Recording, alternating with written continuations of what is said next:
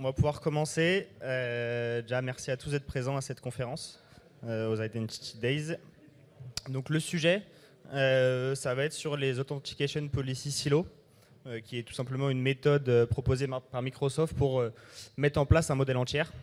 Vous avez déjà dû en entendre parler aujourd'hui et précédemment de ce modèle-là, mais on va voir un peu cette méthode-là qui est très peu souvent utilisée. Et on verra un peu pourquoi justement elle n'est pas vraiment utilisée. Bon, déjà je vais commencer par me présenter. Nicolas Baldassari, je suis consultant en cybersécurité chez Login Sécurité et je réalise principalement des missions de remédiation Active Directory et des tests d'intrusion interne. Et juste pour la petite histoire avant de commencer, on a eu un client qui est venu nous voir pour une mission de remédiation AD et dans les différents échanges qu'on a eu avec ce client-là, il nous a demandé de nous baser sur le guide de l'ANSSI. Et donc en me plongeant un peu dans ce guide-là, j'ai vu que ça parlait des silos d'authentification. Et je ne connaissais pas vraiment cette technologie, cette solution-là. J'avais déjà essayé de la déployer il y a quelques années, sans succès, parce qu'en fait la documentation elle est un peu catastrophique. Je n'avais pas plus creusé que ça. Mais là, vu qu'on nous l'a demandé, bah forcément, pas trop le choix que de me plonger un peu là-dedans. Et c'est un peu ce qui m'amène à faire cette conférence aujourd'hui pour essayer de vous présenter un peu, dégrossir cette solution-là, voir un peu comment ça fonctionne, ce qu'on peut en faire. On va commencer tout d'abord par une petite introduction pour un peu présenter l'intérêt du modèle entier et rapidement quel risque l'application de ce modèle-là permet de corriger pour un peu sécuriser les Active Directory. Donc rapidement, on va voir en quoi consiste ce modèle. On va voir ensuite deux méthodes d'application, les différentes deux méthodes d'application, donc les méthodes par GPO et les méthodes par les Authentication Silos, pour voir un peu comment les deux fonctionnent, quels sont les avantages et inconvénients de chacune. Et après, on va vraiment rentrer dans les composants principaux des Authentication Policy et des Authentication Policy Silos, pour voir un peu quelles sont les technologies qui sont mises en place derrière tout ça. Et enfin, on va voir comment on met cette solution-là en place dans un domaine Active Directory. Ok. Déjà, premier sujet dans un environnement Windows, un problème, en fait, ça va être le problème de la dissémination des secrets d'authentification. Pourquoi? Parce qu'on va prendre un petit exemple. J'ai un utilisateur qui s'appelle T0User. Quand il va s'authentifier sur une machine du domaine, donc là, W10, WKS01, qui est une workstation, mais ça peut être un serveur. En fonction de sa méthode d'authentification, en fait, ces secrets d'authentification vont être stockés dans le processus LSAS, qui va stocker différentes informations, en particulier son HNT et potentiellement son ticket Kerberos, en fonction de comment l'utilisateur s'est authentifié. Le problème avec ça, c'est que si on a un attaquant qui est administrateur de cette machine-là, il va tout simplement pouvoir récupérer ces informations d'authentification, ces secrets, et donc usurper son identité sur le réseau. Donc là, par exemple, un petit screen de l'outil LSASI qui permet en fait de dumper, de récupérer la mémoire du processus LSAS, et on peut voir que dans ce processus-là, on peut obtenir l'empreinte NT du compte T0User et aussi son ticket Kerberos, son TGT. Donc avec ces informations-là, encore une fois, on peut tout simplement usurper son identité sur le réseau, et en fonction des privilèges de ce compte-là, on peut usurper son identité et compromettre potentiellement le domaine. Si on prend notre compte T0User, il a le droit de se connecter sur des workstations, sur des serveurs, et notre attaquant, tout simplement, il pourra se connecter sur ces mêmes machines-là, parce qu'il n'y aura pas de restrictions de connexion qui seront en place, et donc on pourra tout simplement imaginer que notre attaquant, il a récupéré les secrets d'authentification sur une workstation, mais il pourra aussi l'utiliser sur des serveurs, sur les DC, sur la PKI et un peu sur tous les actifs du réseau. Donc là, notre attaquant, il est super content parce qu'en fait, pour lui, c'est un peu cadeau. Il compromet le domaine, il a juste à récupérer des identifiants sur LSAS, ou pas forcément LSAS, et d'autres moyens aussi pour usurper l'identité et récupérer des secrets d'authentification. Donc l'idée, ça va être de cloisonner le SI, de cloisonner en différents tiers, en différents silos, pour limiter la propagation d'un attaquant. Déjà, première question, normalement il y aura pas mal de mains levées, mais qui connaît un peu le modèle entier? On a déjà entendu parler, voilà, quasiment tout le monde dans la salle. Et qui maintenant en a un qui est déjà implémenté dans son SI? Ok, une bonne partie aussi, pas, un peu moins, mais une bonne partie aussi. Trop cool. Bon, on va quand même revoir un peu le principe.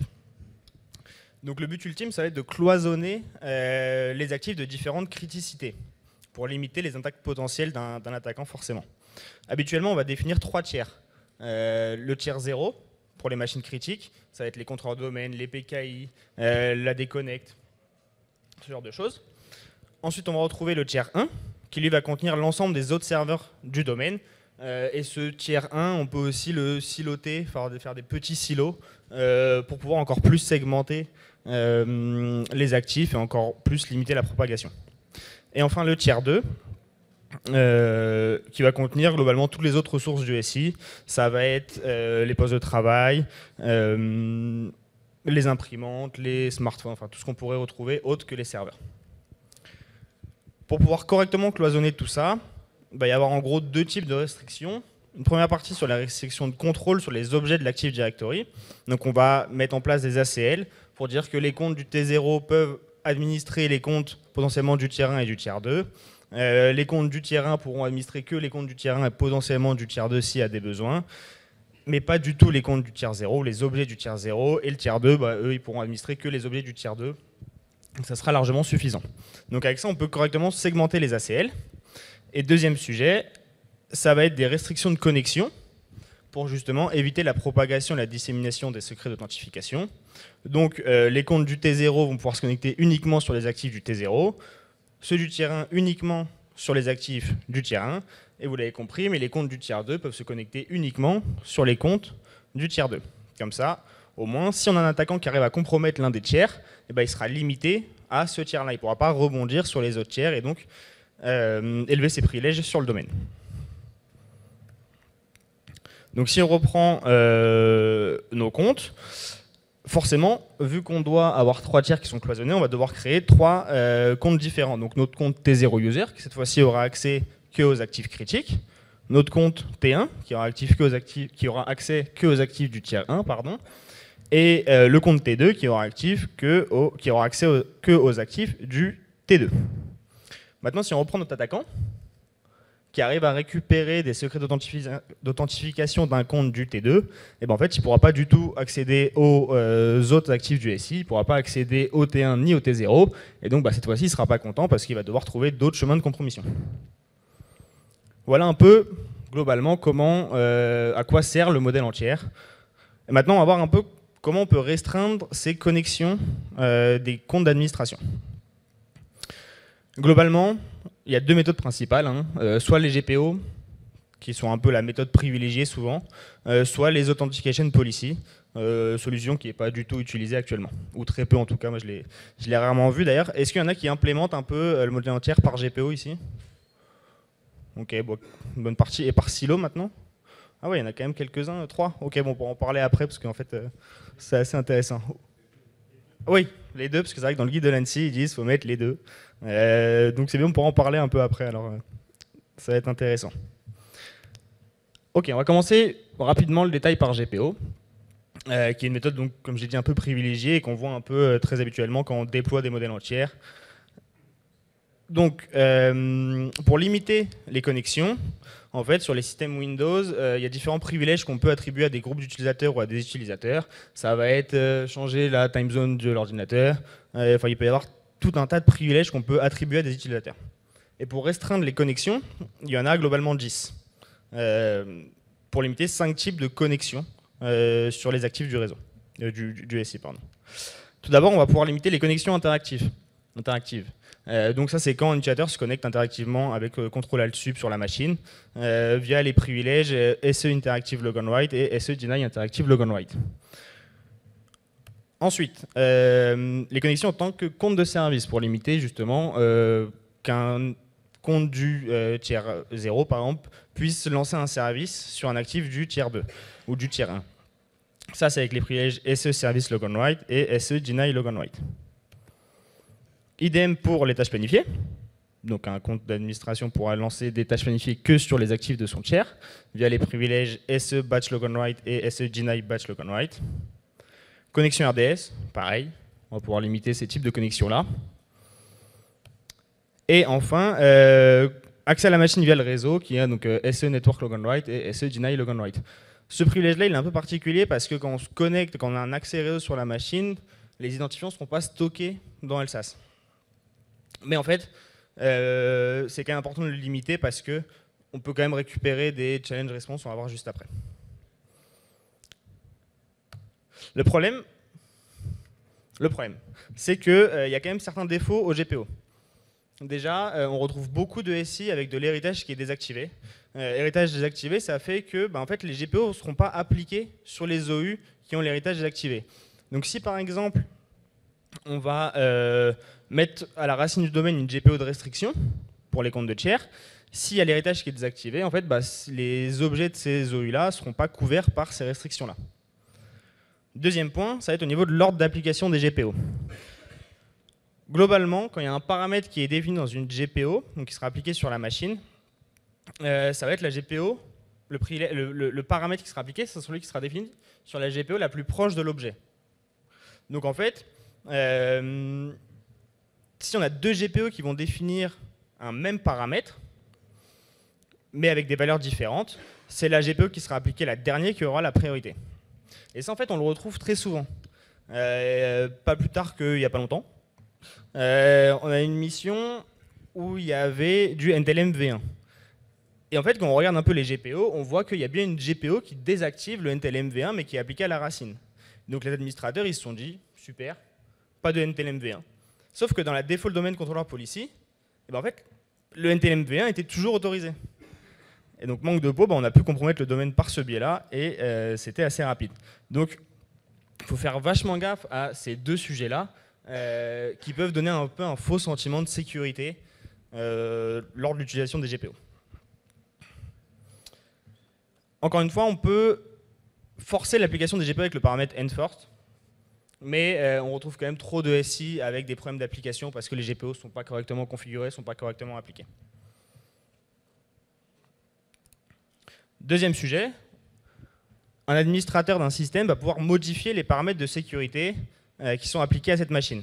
Parce qu'en fait, les GPO, elles vont juste pousser des paramètres sur la machine. Donc si on est administrateur, on peut modifier ces paramètres-là. Et donc, même si ça sera temporaire, le temps que les GPO vont se réappliquer, pendant un laps de temps, les restrictions de connexion, elles seront plus présentes sur la machine. Et donc après, l'attaquant, il pourra trouver un moyen de forcer l'administrateur à s'authentifier sur la machine et récupérer les secrets. Ça peut être via du social engineering ou d'autres méthodes qu'on pourrait retrouver. Et enfin, dernier sujet avec les GPO, qui n'est pas directement lié aux GPO, mais c'est quand même important d'en parler. Si un utilisateur s'authentifie avec le protocole NTLM, le processus d'autorisation sera effectué après l'authentification. Donc en fait, si un attaquant il contrôle une machine, et qu'un administrateur va tenter de se connecter, par exemple une connexion SMB, on pourra quand même récupérer des secrets d'authentification. Là, par exemple, on voit que sur la capture en haut, j'effectue une connexion SMB avec mon compte T0user. Donc on voit que j'ai bien un status account restriction. Donc mon compte ne peut pas se connecter, mais par contre sur la machine, j'ai quand même récupéré une empreinte NTLM, NetNTLM V2. Et avec cette empreinte, plusieurs méthodes. Soit on peut la relayer s'il n'y a pas de signature SMB, soit on peut tenter de casser le hash par une attaque par brute force hors ligne. Et si le mot de passe n'est pas suffisamment robuste, en fait, l'attaquant pourra obtenir son mot de passe. Donc ça, c'est quand même différents sujets assez importants. Pour ce problème-là, en fait, faut restreindre l'utilisation du protocole NTLM pour les administrateurs via le groupe Protected User, qui est largement répandu, ou sinon les silos qui vont bloquer les connexions NTLM, si c'est bien configuré. Ok, maintenant qu'on a fait un peu le parcours là-dessus, on va voir les Authentication Policy et les Authentication Policy Silo. Donc cette solution, globalement, elle va reposer uniquement sur le protocole Kerberos, des extensions du protocole Kerberos et des objets LDAP. Donc ça ne va pas du tout se baser sur la sécurité des endpoints, des actifs du réseau. Ça va se baser globalement quand même sur la sécurité des contrôleurs de domaine, parce que si le contrôleur de domaine est compromis, ils pourront modifier les paramètres. Et ça servira, enfin le domaine sera compromis globalement. Et donc on va retrouver différents éléments. Le blindage Kerberos, Kerberos Armoring, les revendications, claims en anglais, l'authentification composée. Ça, c'est pour les extensions Kerberos. Et après, des objets LDAP, les Authentication Policy et les Authentication Policy Silo.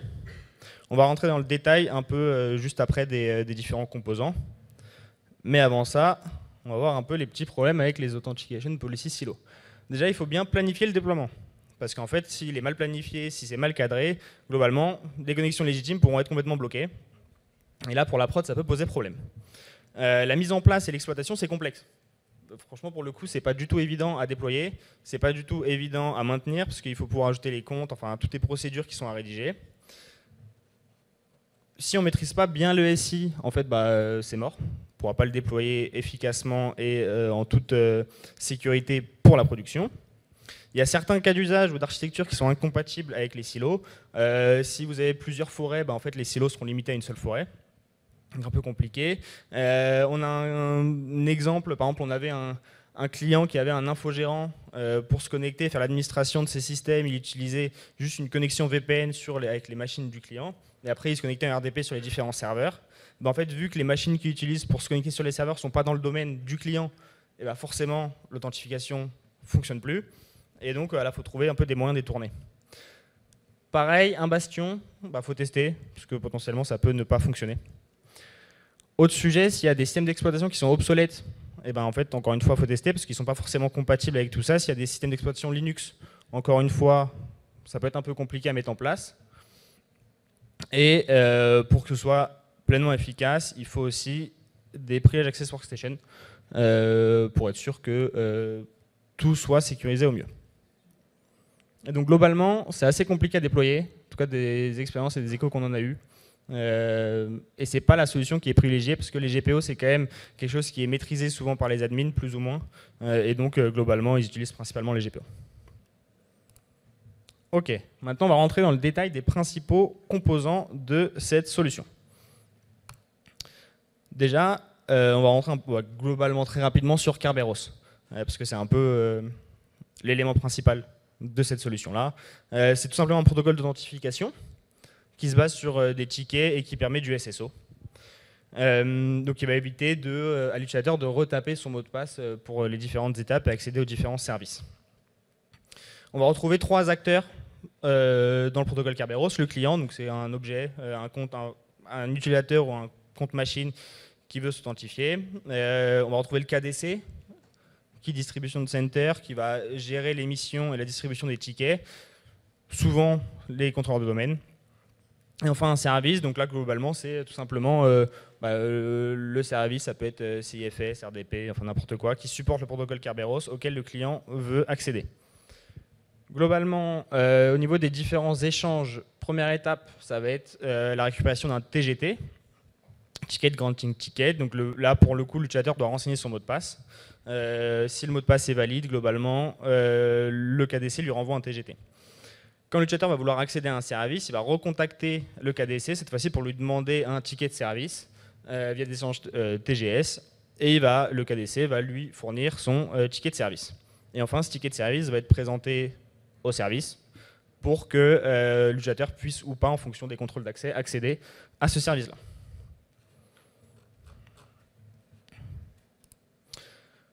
Ok, maintenant qu'on a vu un peu le protocole Kerberos, on va parler du blindage Kerberos. Lors de certains des échanges Kerberos, il y a certains blocs qui sont chiffrés uniquement avec le secret du compte qui s'authentifie. Par exemple, sur la capture, là, on peut voir que la valeur PA timestamp, qui contient un timestamp, a été déchiffrée uniquement avec le secret du compte T0 users. Donc en fait, si un attaquant arrive à récupérer soit un ticket Kerberos pour l'utilisateur, soit un ticket Kerberos pour l'utilisateur, il pourra tenter de réaliser une attaque hors ligne, une attaque par brute force, pour retrouver le mot de passe du compte. Parce que il pourra, vu que c'est chiffré uniquement avec son mot de passe, on pourra le retrouver. Donc ça, c'est un problème au niveau de Kerberos. C'est pour ça qu'il y a le blindage Kerberos qui est utilisé. Donc maintenant, certains blocs, au lieu d'être chiffrés uniquement avec le mot de passe du compte qui va s'authentifier, les blocs seront aussi chiffrés. Alors, je ne vais pas rentrer dans le détail des différents algos qui sont utilisés, mais ils seront chiffrés avec le mot de passe du compte machine depuis laquelle le compte va s'authentifier.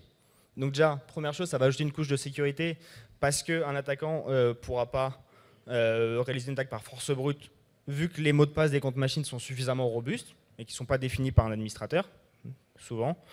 Et deuxième point qui est hyper important, ça va être que le KDC va savoir depuis quelle machine l'utilisateur va s'authentifier. Donc avec ça, il pourra mettre en place certains contrôles d'accès. Autre point, les revendications. Les revendications, très important, c'est tout simplement des attributs dans les échanges Kerberos qui vont pouvoir être utilisés dans le cadre des contrôles d'accès. Donc là, on peut voir que mon utilisateur il a une revendication qui a une valeur donc AD x authentication silo T0. Donc ça veut dire qu'il y a une revendication de type authentication silo qui vaut T0. Et ça, en fait, on va pouvoir les utiliser pour définir des contrôles d'accès, comme j'ai dit. Par défaut, souvent, dans les SI, on va utiliser les SID des groupes ou des comptes pour leur autoriser un accès. Mais en fait, avec les revendications, on va pouvoir définir, OK, bah, si tel compte a telle revendication, alors il pourra accéder à telle ressource sur le SI.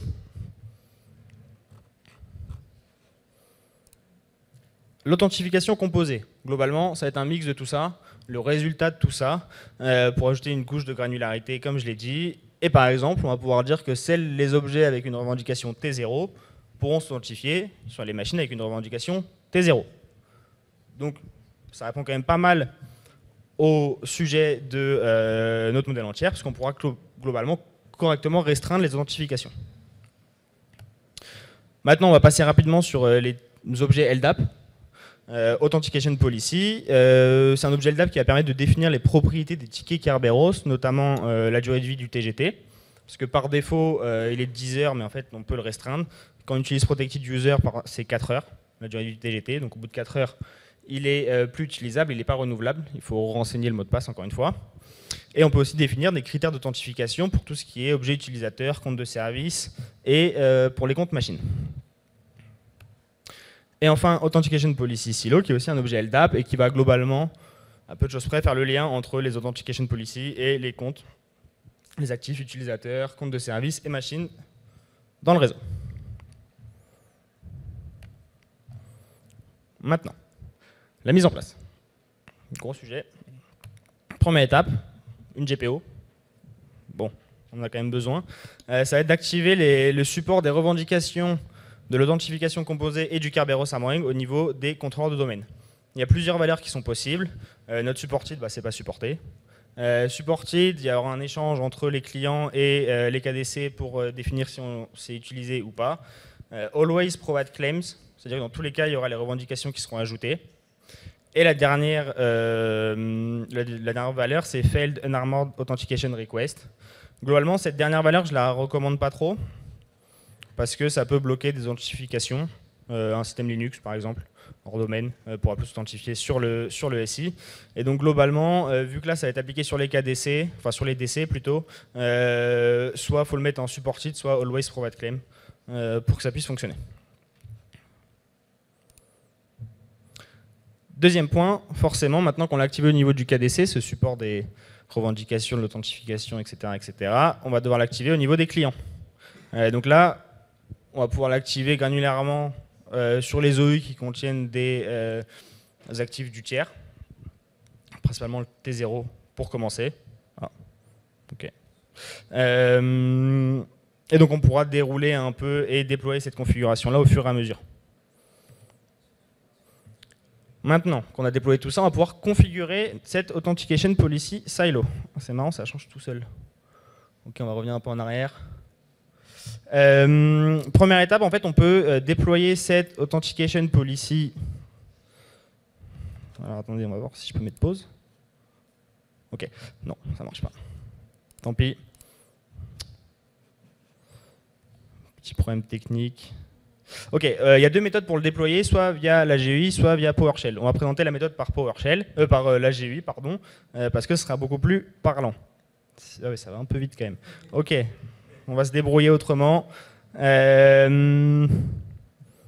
Ok, donc on se rend dans l'Administrative Center. C'est l'enfer. Ok, dans Authentication Policy, on va pouvoir les définir. À ce niveau-là, on va pouvoir définir différents éléments, notamment le nom. On va pouvoir définir si c'est en mode, ouais ça va un peu vite, mais on les reverra juste après, vous inquiétez pas. On va pouvoir définir si c'est en mode audit ou si c'est enforced. On va pouvoir définir les comptes qui sont spécifiés dedans. Et on va pouvoir définir, en plus vous avez des petits aperçus à chaque fois, c'est hyper bien. Ok, on revient un peu en arrière. Ok, là, enregistrez bien. On va pouvoir définir si on peut, au niveau de l'authentification des utilisateurs, s'il y a besoin de faire une notation de secret NTLM. Globalement, c'est utilisé pour les smart cards. On va pouvoir spécifier la durée de vie d'un TGT, comme j'ai expliqué, donc on va pouvoir la limiter. On va pouvoir autoriser le NTLM. Alors ça, j'avoue que j'ai essayé de creuser un peu. Ça n'a pas fonctionné. Je ne sais pas exactement qu'est-ce que ça change, dans quel cas ça fonctionne, dans quel cas ça ne fonctionne pas. Parce que moi, le NTLM, il était toujours refusé. Donc, je ne sais pas exactement à quoi ça correspond, mais en tout cas, globalement, il ne faut pas l'utiliser. Et enfin, on va pouvoir définir les conditions d'accès. Là où on rentre un peu dans le vif du sujet, parce qu'en fait, c'est là où on va pouvoir dire que tel compte pourra accéder aux actifs du T0. OK. Il y a différentes méthodes de configuration. Soit on peut passer par des groupes d'appartenance à l'utilisateur, soit on peut passer par les revendications de type Authentication Silo. Donc là, globalement, cette condition-là, avant qu'elle disparaisse, ça veut dire que si mon utilisateur il a une revendication de type Authentication Silo qui vaut T0, alors il pourra accéder aux machines du T0. J'espère que c'est assez clair. Deuxième étape, la configuration des Authentication Policy Silo, cette fois-ci. Là aussi, on va pouvoir définir différents paramètres, un nom. Encore une fois, si c'est en mode audit ou si c'est vraiment appliqué sur le SI. Okay. En sachant que les paramètres qui sont appliqués ici au niveau de l'audit ou de l'application, c'est elles qui auront la priorité. Donc si on définit un mode audit sur l'Authentication Policy et un mode appliqué sur l'Authentication Policy Silo, ça sera appliqué parce que l'Authentication Policy Silo a la priorité. On va pouvoir aussi définir les comptes et les objets qui font partie du silo. Et enfin, on va pouvoir définir quelles sont les politiques d'authentification, les Authentication Policy, qui s'appliquent en fonction des différents types d'objets. Donc j'en ai parlé assez rapidement, mais on peut appliquer des politiques différentes en fonction du compte d'un objet utilisateur, un objet compte de service, MSA, GMSA, DMSA, et aussi au niveau des objets ordinateurs, computer. Là, pour cette implémentation-là, je vais activer que la même politique pour les différents types de comptes, parce que globalement, c'est quand même relativement suffisant, ça permet quand même de bien cloisonner, mais on peut aller un peu plus loin dans l'application pour définir des politiques différentes en fonction des types d'objets. Ok. Oui, parce que ça a un peu sauté tout à l'heure, mais dans les Authentication Policy, on va pouvoir définir les restrictions de connexion pour les comptes utilisateurs, mais aussi pour l'obtention des tickets de service. On pourra aussi définir quels comptes peuvent accéder à des services qui sont définis sur des comptes de service. En fait, quel compte de service avec un SPN quel utilisateur pourra accéder à un service d'un compte de service avec un SPN. Et on pourra aussi définir quel compte peut accéder à un service qui est porté par le compte machine. Mais globalement, on va se limiter aux utilisateurs, c'est largement suffisant pour cette première présentation. Et ensuite, dernière étape, ajouter des objets dans le silo. Alors, manque de peau, on ne peut pas utiliser des groupes, on est obligé de passer par directement les objets. Et on peut l'appliquer à deux endroits différents. C'est un peu mal fait, mais globalement, on peut l'appliquer au niveau du silo, mais ils ne seront pas complètement dans le silo, parce qu'après, il faut aller sur l'objet directement et les ajouter dans le silo au niveau de l'objet directement. Donc ça peut être un peu long à mettre en place. Dernier point, qui est assez important, c'est au niveau des événements. Il y a pas mal d'événements qui sont générés. On a vu qu'il y avait un mode audit et un mode appliqué. Globalement, pour commencer ce projet-là, c'est mieux de l'appliquer en mode audit. Comme ça, au moins, les connexions seront autorisées, mais il y aura quand même des événements qui seront générés. Il y aura quand même des événements qui seront générés, et une fois qu'on sera sûr que les comptes pourront bien accéder aux actifs auxquels ils ont besoin d'accéder, alors dans ces cas-là, on pourra l'appliquer en mode enforced et effectivement restreindre les connexions des utilisateurs. Ok. Comme ça, au moins, on évite les problèmes. Ok. Conclusion. C'est vrai que ça a été un peu rapide sur la fin. Il reste un petit quart d'heure. J'ai pas envie de tenter la démo en live parce qu'il y aura des problèmes. Si vous voulez vraiment une démo, on pourra la faire après, quand cette conférence sera terminée. Mais globalement, au niveau de la conclusion, le modèle entier va permettre d'isoler les zones critiques du SI pour limiter la propagation des attaques, ça on l'a vu. Ça ne va pas remplacer la correction des autres vulnérabilités. Par exemple, encore une fois, si vous avez du Intel MV1 sur votre réseau, en fait, le domaine il sera compromis. Si vous avez une PKI avec différentes élévations de privilèges, ça sera compromis aussi. Si vous avez par exemple un ESC11 ou un ESC1 sur votre PKI, concrètement, ça ne va pas complètement limiter un attaquant. Ça permet quand même d'apporter au niveau des silos une granularité et un contrôle fin des accès administratifs, si c'est bien mis en place. On peut déployer en premier lieu sur le T0. Après, les autres tiers, on peut aussi y aller, mais bon, ça rajoute quand même de la complexité à mon sens. Sans un cadrage précis des différents cas d'usage et beaucoup de tests en mode audit, en fait, ça risque de poser problème. Donc vraiment bien cadrer les différents usages, bien maîtriser son SI et bien tester, et ça devrait relativement bien se passer. Et voilà, c'est un bon complément. Ça complète efficacement le modèle entier et les autres sécurités de l'Active Directory. Et voilà, si vous voulez l'implémenter, bon courage. Parce que c'est pas forcément hyper évident à chaque fois et ça dépend vachement du SI et du contexte. Voilà.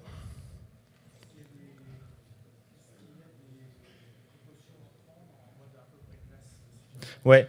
Par exemple, les comptes administrateurs, ne pas mettre dans le silo. Parce que s'il est dans le silo et que les silos ne fonctionnent pas, c'est ciao.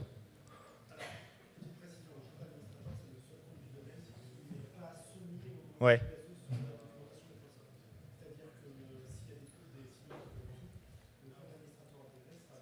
Ouais. Ouais, donc. Ouais, dans tous les cas. Mais souvent, moi, je le vois en Presta qui est désactivé. Parce qu'à un moment donné, ça a été une des préconisations, et plus maintenant. Mais donc, ouais, il faut bien que le compte soit activé, qu'il soit bien sécurisé. Là-dessus, il n'y a pas de sujet, mais ouais, pas mettre dans les CO, et de toute façon, apparemment, ça ne fonctionne pas. Donc, voilà.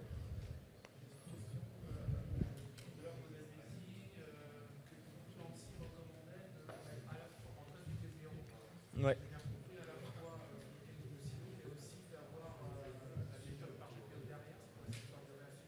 Ouais, globalement, alors la raison derrière tout ça, j'avoue que je la connais pas. Je suis juste que dans le guide, il y a écrit de mettre les deux en place. Pour ceinture bretelle, j'imagine.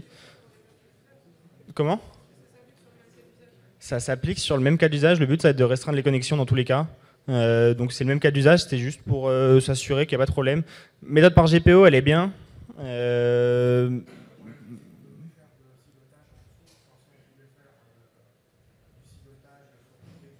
Ouais.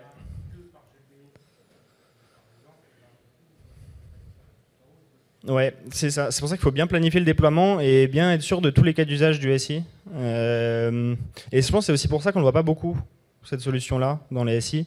Parce qu'en fait, c'est quand même un peu une galère de tout allier et être sûr que tout fonctionne bien.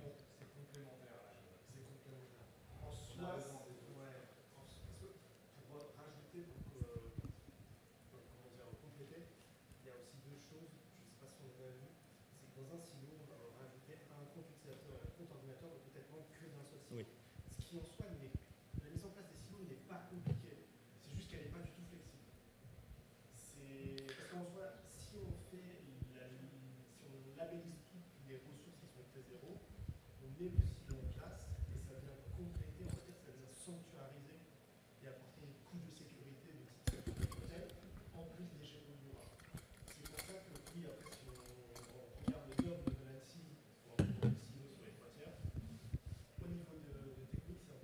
Ouais.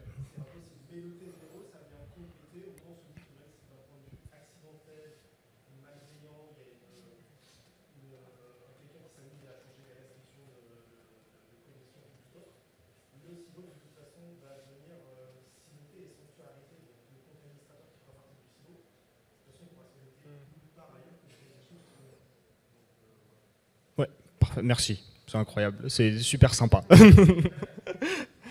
Est-ce qu'il y a d'autres questions potentiellement?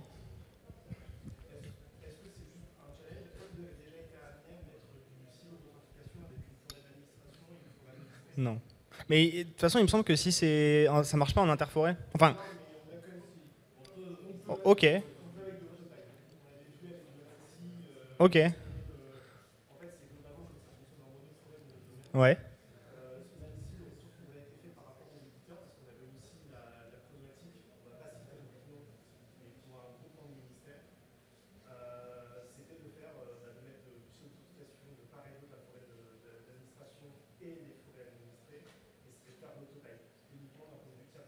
ok,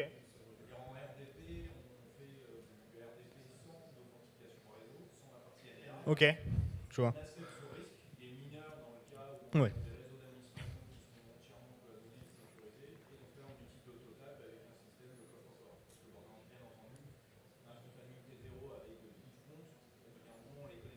Forcément. Ouais. Ok, intéressant. Ouais. Ouais, forcément. Ok. Bah, merci pour ces détails en plus. Ouais, non, mais c'est toujours plaisir parce que c'est vrai qu'on le voit très peu, cette solution-là. Et comme j'ai dit au début, la doc de Microsoft, elle est un peu chaotique dessus.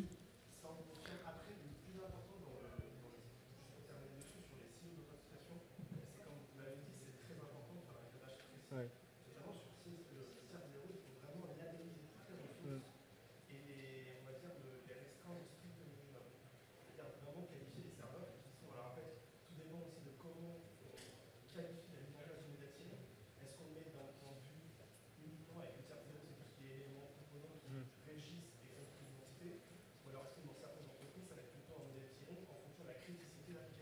Ouais. Hmm.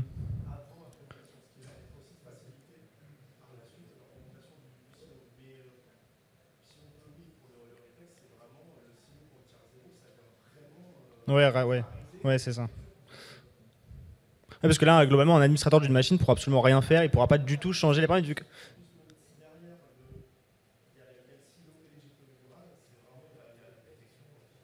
Ouais, non, clairement. Clairement. Mais ouais, voilà, il faut bien bien préciser.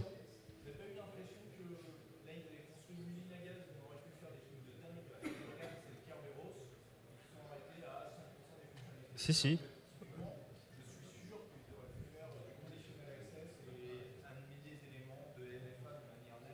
Ouais. C'est sûr. Ouais. Non, je suis d'accord que ces revendications, les claims là, ok, c'est utile dans les silos, mais à part ça, en fait, on les voit pas. Voilà, c'est parce que ouais, ils poussent le cloud et Entra et tout ça. Mais il me semble que justement, ils avaient parlé, enfin, il me semble avoir lu un article sur l'implémentation du MFA on-prem. Je sais pas trop où ça en est, mais je sais pas si ça utilise ou pas ces revendications-là. Il faudrait que je creuse un peu le sujet, mais il y a d'autres sujets aussi à creuser. Donc, ouais, je sais pas comment ils veulent l'implémenter.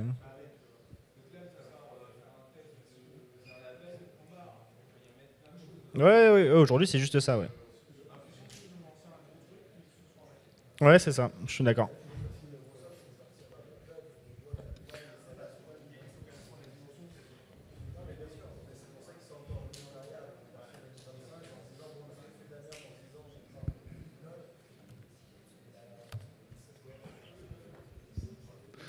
Ok, s'il n'y a pas d'autres questions.